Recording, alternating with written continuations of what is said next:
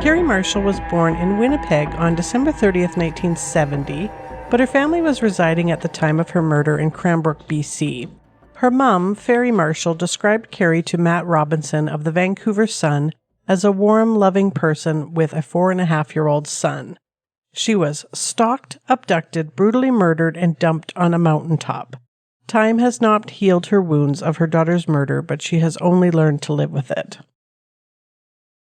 Carrie had had her son as a teenager, becoming pregnant at the age of 16, but had chosen to keep her son, whom she named Brandon, and was raising him mostly on her own with the help of her mom, Ferry, stepdad Mark, her younger sister with whom she had a very tight bond, and her grandmother. By the time Carrie had reached the age of 21, Brandon was now 4, and she was with a man that she'd hoped to marry named Stan Polak. Stan had his own issues and was reported to have been involved in drug gangs and had been physically abusive towards Carrie. But she, like many young women with a kind and forgiving nature, wanted to help him and hoped that she could one day be the one thing that he needed in life to be fixed. So despite having a life with friends and family in Cranbrook, she planned on packing up her life and moving her little family to a place called Tata Creek to help Stan get and stay sober and hopefully leave the drug trade behind. Just a side note here, Stan Polak himself died in 2005 when he was killed by members of the Greeks gang, so her legacy of kindness didn't resonate enough with Stan to stay out of trouble. Anyways, on the morning of December 3rd, 1992, her mom, Ferry, dropped Carrie, who was wearing a red and black sweater, off at the Cranbrook Mall, which housed the local bus depot where she was catching a bus to Creston, BC, as a side stop on the way to Tata Creek. By December of 1992, Carrie had started the move to Creston and had returned to Cranbrook to pick up some additional belongings. There isn't any information in the source documents about where Stan and Brandon were during this period. From the sounds of things, Stan had already located himself in Tata Creek, perhaps in a residential treatment place or with family, and had been there, and Carrie was doing the legwork part of the move, organizing all the stuff, and Brandon wasn't with her at this time. So he was perhaps staying behind with his grandma until there was less chaos. Toddlers are hard to organize around when you are off your regular routine, and they always need snacks, so this is the most likely scenario. In the meantime, Carrie had been staying temporarily in Creston in what all the news reports call a shack, just outside of town in a fairly wooded and remote area. Now, I've seen pictures of the shack, and it's really just a small little bungalow house. People have some pretty high standards on housing in this country if they really consider it a shack. Later on the afternoon of December 3rd, Carrie had arrived from Cranbrook back at this shack/house, and her friend Roselle Huscroft came to see her. When she pulled into the lot, Roselle noticed that there were 2 sets of tire tracks in the snow pulling into the lot and then out again. And when she mentioned it to Carrie, she looked at the tracks and remarked rather cryptically, "Someone's been up here." Roselle left around 5 that evening. And the next morning on the 4th, her stepdad Mark arrived at the house at 9 a.m. as he had planned. He was going to pick her up and take her out to Tata Creek. And when he arrived, he pulled into the lot and noticed that the front door, which was visible from the long gravel driveway, was standing halfway open. Figuring Carrie was just inside gathering her belongings and awaiting his arrival, he stepped into the house. He couldn't find Carrie anywhere, but her purse, her house keys, and her cigarettes were still in the kitchen. Carrie was reported missing right away, and there isn't any details about the search itself that was conducted, as the case was back in 1992, and details that far back are kind of hard to come by. But I can definitely tell from the source documents that a formal search party was launched, as Carrie didn't own a vehicle and relied on rides from family and friends to get in and out of the remote wooded area she was living in. During the period of the search for Carrie, RCMP honed in on a 33-year-old man named Duray Bentley Richards as being responsible for Carrie's disappearance, which they felt looked immediately like it had been the result of foul play. Duray had moved to Creston in August of 1992 for what he called a fresh start, but what RCMP believed was more of a way to distance himself from his criminal past in Alberta and start a new one in BC. Very soon after he arrived in Creston, the RCMP in Creston already were familiar with Duray. In fact, he was held each weekend at the detachment jail as an intermittent sentence for having threatened a woman. He did have a job. He was working at the lumber yard and quickly made some friends. Investigators discovered very early into their investigation that Duray had known Carrie. About a month or two after his move to Creston, he had come by his friend Cindy's house to drop off his truck before his weekend jail sentence. Carrie was there at the time visiting Cindy, and Cindy wasted no time telling police that Duray had stared at Carrie intently the whole time he was there. The Monday after he was once again free for the week for work purposes, he returned in a drunken state to Cindy's house around midnight, and again Carrie was there. He asked if she wanted to go four-wheeling with him, and she'd said no, probably not just because she had a boyfriend, but also because he creeped her out and was drunk at the time. According to court testimony, Duray had responded to Carrie, "What's the matter? Are you scared to go for a ride with me? Are you scared I'm going to rape you?" Carrie had said, "No, that's not it," and Duray had responded, "Well, you should be." One of the investigating officers wrote to Duray's parole officer to get a list of his prior convictions.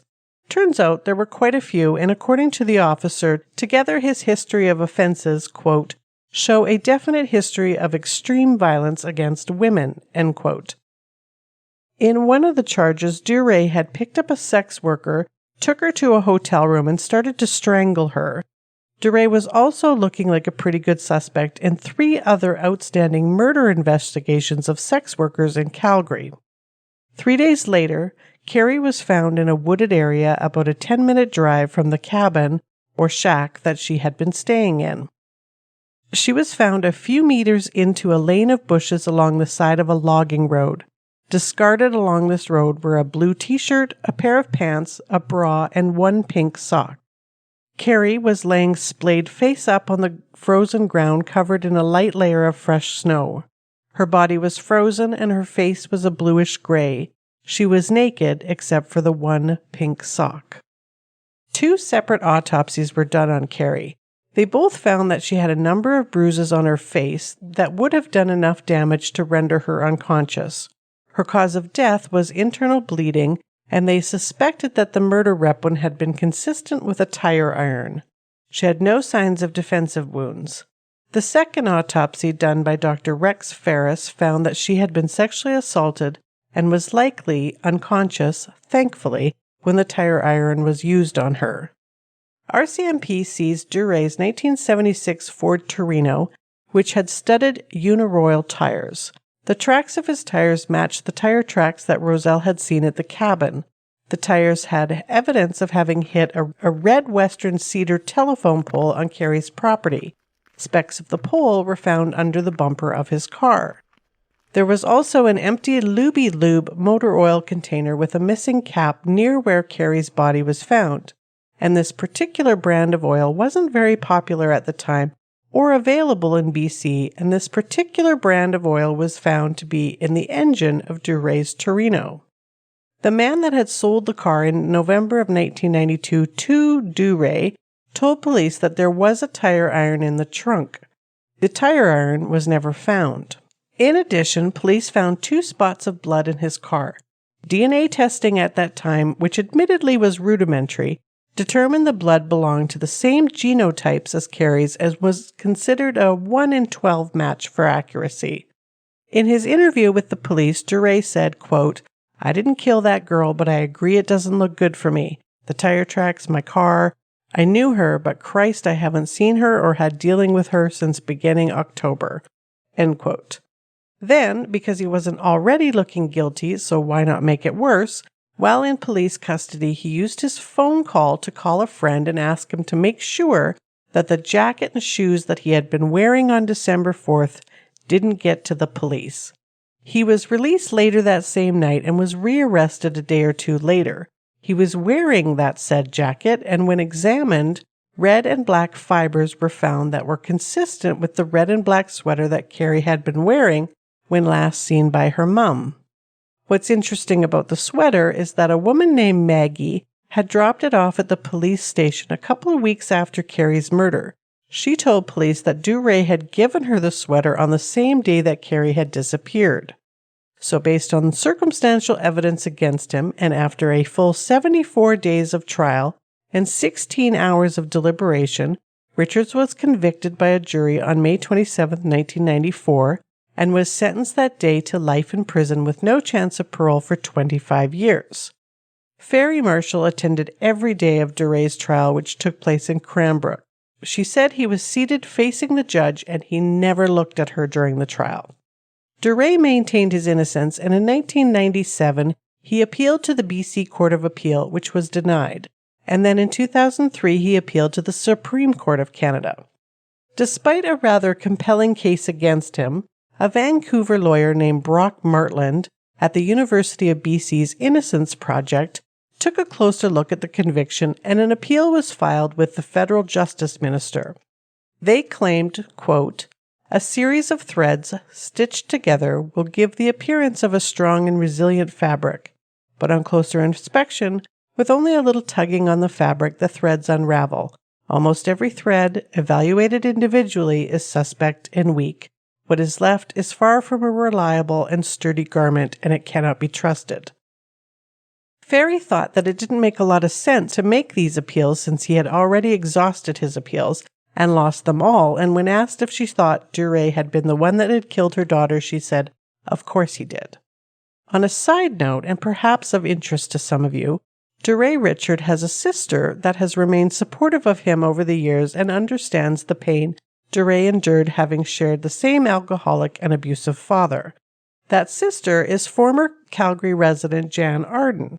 Jan Arden is a well-known Canadian singer-songwriter turned comedic actress. Her single, Hanging by a Thread, is dedicated to her brother.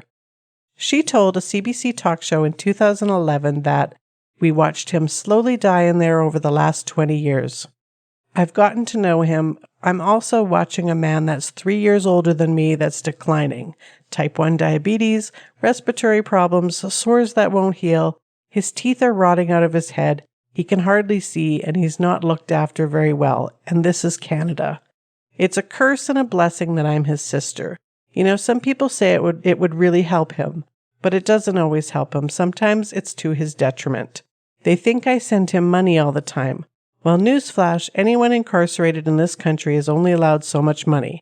If I had $10 million, I couldn't send it to him. He's allowed $500 a year, and that's what he can have. He has, I think, paid his debt to society." By 2018, a decision hadn't been made on his appeal by the Innocence Project, but in 2019, Duray was granted day parole to visit his mother who was suffering with Alzheimer's. The parole board felt he had made progress in his 25 years behind bars, stating, quote, "You have completed programming aimed at addressing your issues, risk factors, with noted gains and demonstration of skills. You have a positive work ethic and employable skills. You have worked on creating healthy relationships and have support of your family. This is considered the next step in a gradual reintegration." For his part, Duray admitted that at one time he was a very angry person and females were seen as vulnerable and able to be overpowered. Sex trade workers were more vulnerable as they may not be believed or missed. His day parole was extended for a further term in 2020. Interestingly, I couldn't find anywhere that any media peeps had ever asked her family how they felt about his parole decision.